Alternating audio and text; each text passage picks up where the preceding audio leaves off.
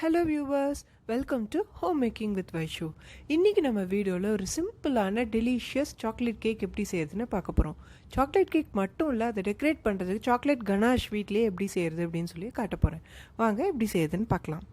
இதுக்கு தேவையான பொருட்கள்: 1.5 கப் கோதுமை மாவு, நீங்கள் இதுக்கு பதிலாக மைதா இல்லைன்னா சத்து மாவு கூட எடுத்துக்கலாம். 1 கப் தயிர், 3/4 கப் சர்க்கரை, பவுடர் சுகர் கூட எடுத்துக்கலாம். 1/2 கப் எண்ணெய், 1/4 cup cocoa powder, 1/2 teaspoon baking soda, 1 teaspoon baking powder, அப்புறம் 1 டேபிள் ஸ்பூன் வெனிலா எசன்ஸ்.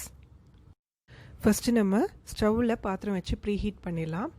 ஒரு டீப்பான பாத்திரமாக எடுத்துக்கோங்க. அதில் அடியில் உப்பு ஸ்ப்ரெட் பண்ணிக்கோங்க. உப்பு ஸ்ப்ரெட் பண்ணதுக்கப்புறமா ஒரு ஸ்டாண்ட் அடியில் போட்டுக்கலாம். இதுக்கு மேலே தான் நம்ம கேக் வைக்க போகிறோம். அப்புறமா ஏர்டைட் மூடியாக ஒன்று போட்டு மூடி வச்சிடலாம். இது நம்ம 10 மினிட்ஸ் ப்ரீ ஹீட் பண்ண போகிறோம்.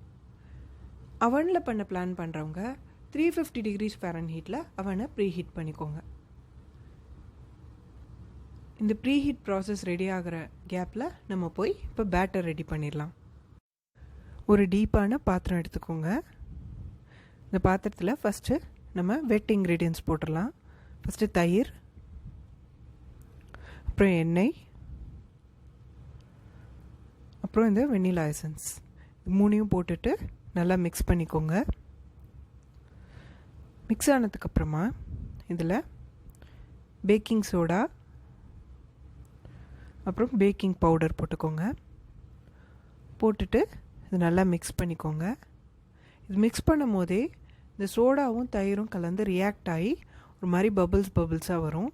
இந்த ப்ராசஸ் தான் நமக்கு சாஃப்ட்னஸ் கொடுக்கும். அதனால தான் இந்த 2 பவுடர் ஐட்டம்ஸை மட்டும் ஃபஸ்ட்டு போடுறோம். நம்ம இது நல்லா கலந்துட்டு ஒரு ஃபியூ செகண்ட்ஸ் ஆர் ஒரு 1 மினிட் அப்படியே விட்டுருங்க. அப்புறமா இதில் நம்ம சுகர் போட போகிறோம். சுகர் போட்டுட்டு அது கரையிற வரைக்கும் நல்லா கலக்கி விட்டுக்கோங்க. ரொம்ப ஹார்டாக கலக்க வேண்டாம், அப்புறம் அந்த ரியாக்ட் ஆனது வந்து டிசால்வ் ஆகிடும். அப்போ கேக் சாஃப்ட்னஸ் குறைஞ்சிரும். ஸோ மைல்டாக நல்லா பீட் பண்ணிக்கோங்க. பவுடர் சுகர் போடுறதா இருந்தால் இந்த ஸ்டேஜில் போட்டுறாதீங்க, நம்ம அடுத்த ஸ்டேஜில் போட்டுக்கலாம். இப்போ ஒரு சீவ் எடுத்து அதில் நம்ம கோதுமை மாவு, அப்புறம் கொக்கோ பவுடர், பவுடர் சுகர் போடுறதா இருந்தால் அந்த பவுடர் சுகரை இந்த ஸ்டேஜில் சேர்த்துக்கலாம். போட்டுட்டு நல்லா சீவ் பண்ணிவிடுங்க.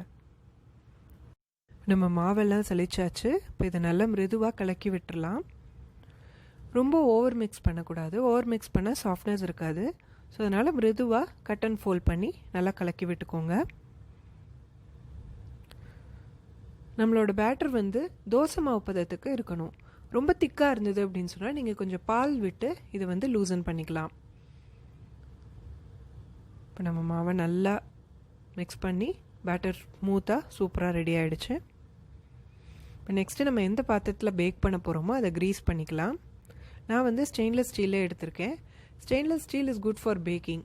நிறைய பேர் அதை யூஸ் பண்ணுறதில்ல, ஏன்னு தெரியல. எனக்கு கண்டிப்பாக ஒர்க் ஆகுது. நீங்களும் ட்ரை பண்ணி பாருங்கள். இல்லைன்னா நீங்கள் பேக்கிங் ட்ரேயே எடுத்துக்கலாம். ஸோ அதை க்ரீஸ் பண்ணியாச்சு. இப்போ நம்ம வந்து இதில் 3/4 அளவுக்கு இந்த பேட்டர் விட்டுக்கலாம்.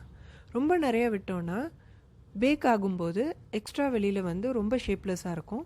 ஸோ அதனால் 3/4 அளவுக்கு விட்டிங்கன்னா பர்ஃபெக்டாக இருக்கும். 3/4 அளவு விட்டுக்கலாம். எனக்கு கொஞ்சம் எக்ஸ்ட்ரா இருக்கிறதுனால அது நான் வந்து கப் கேக் மோல்ட்ஸில் போட்டு வைக்கிறேன். இப்போ நம்ம ஸ்டவ் 10 மினிட்ஸ் ப்ரீ ஹீட் ஆகி ரெடியாக இருக்குது. நம்ம ஸ்டவ்வில் இப்போ இந்த பாத்திரத்தை உள்ளே வச்சிடலாம். உள்ளே வச்சுட்டு மூடி வச்சிடலாம். இந்த மாதிரி உங்களுக்கு ஃபுல்லி கவர் ஆகிற மாதிரி மூடி இல்லை, அதில் ஹோல் இருக்குது அப்படின்னு சொன்னால் அந்த ஹோலை அடைக்கிற மாதிரி ஏதாவது பேப்பர் ஏதாவது சுருக்கி விட்டுருங்க.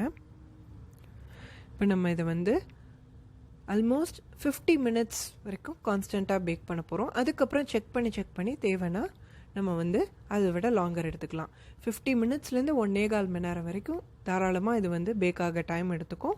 உங்கள் பாத்திரத்தோட திக்னஸை பொறுத்து இது வந்து சேஞ்ச் ஆகும். ஸோ இப்போ உள்ளே வச்சுட்டு நம்ம ஒரு 50 மினிட்ஸ் இதை அப்படியே விட்டுடலாம். லோவுக்கும் மீடியமுக்கும் நடுவில் வச்சுக்கோங்க. லோவாக இருந்தாலும் ரொம்ப நேரம் ஆகும், மீடியம் இருந்தாலும் கொஞ்சம் பேர்ன் ஆகிடும். ஸோ அதனால் லோவுக்கும் மீடியமுக்கும் நடுவில் வச்சு நம்ம இது ஒரு 50 மினிட்ஸ் அன்டச்டாக அப்படியே வச்சுக்கலாம். இப்போ அவனில் பண்ணுறவங்க 350 டிகிரிஸ் ப்ரீ ஹீட் ஆகிடுச்சு. ஸோ இப்போ இந்த கப் கேக்ஸை உள்ளே வைக்கிறேன். நான் கப் கேக்ஸ்னால் ஆல்மோஸ்ட் ஒரு 15 to 20 மினிட்ஸில் ரெடி ஆகும். ஃபுல் கேக் அப்படின்னு வைக்கிறீங்க அப்படின்னு சொன்னால் ½ அன் ஹவரில் ரெடி ஆகும். இப்போ நம்ம அவனில் எல்லாத்தையும் செட் பண்ணிட்டோம். கொஞ்சம் ரிலாக்ஸ் பண்ணிவிட்டு கொஞ்சம் நேரம் கழித்து பேக் ஆகிடுச்சான்னு வந்து பார்க்கலாம். இப்போ 15 மினிட்ஸ் ஆகிடுச்சு. நம்ம கப் கேக்ஸ் ரெடி ஆகிடுச்சு. அது நம்ம எப்படி இருக்குன்னு பார்க்கலாம். பாருங்கள் எவ்வளோ அழகாக மோல்ட்லேருந்து வருது. இப்போ இதை நான் உங்களுக்கு கட் பண்ணி காட்டுறேன். நீங்கள் ஆறுனதுக்கப்புறமா கட் பண்ணுங்கள். இதை கட் பண்ணி பார்த்தா பாருங்கள் எவ்வளோ சாஃப்ட் அண்ட் ஸ்பஞ்சியாக இருக்குது. இது வந்து எக்லெஸ் கேக்குன்னு யாரும் நம்பவே மாட்டாங்க. அந்த அளவுக்கு சூப்பராக ரெடி ஆகிடுச்சு.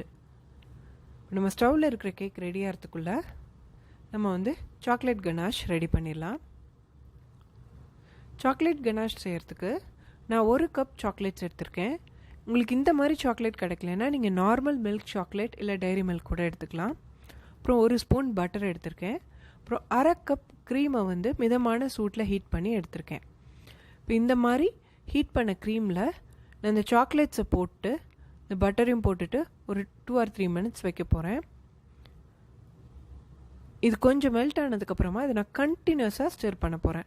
இது கண்டினியூஸாக ஸ்டிர் பண்ண இந்த சாக்லேட் உருகி பட்டரும் மிக்ஸ் ஆகி நல்லா சூப்பராக க்ரீமியாக சாக்லேட்டியாக சூப்பராக ஒரு சிரப் மாதிரி ரெடி ஆகும்.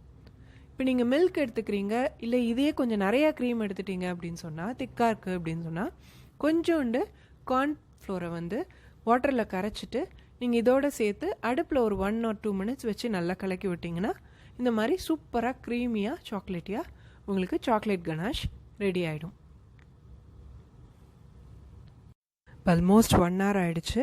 நம்ம கேக் சூப்பராக ரெடி ஆகிருக்கு. இப்போ நம்ம அதை எடுத்து வச்சுட்டு ஒரு ஸ்டிக்கால் போக் பண்ணி ரெடி ஆகிருக்கான்னு பார்க்கலாம். இது சூப்பராக ரெடி ஆகிருக்கு. இப்போ இது நல்லா ஆறுனதுக்கப்புறமா சைட்ஸை ஸ்க்ரேப் பண்ணிவிட்டு நம்ம கேக் வெளியில் எடுத்துடலாம்.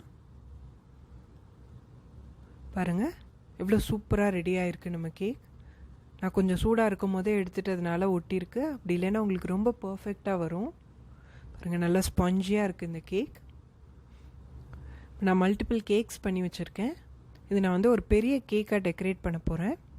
நம்ம கனாஷ் அண்ட் இந்த மல்டிபிள் கேக்ஸ் வச்சு நான் எப்படி இதை டெக்கரேட் பண்ணுறேன் அப்படிங்கிறத இதுக்கப்புறம் நீங்கள் வந்து ஒரு மியூசிக்கல் வீடியோவாக பார்த்து என்ஜாய் பண்ணுங்கள்.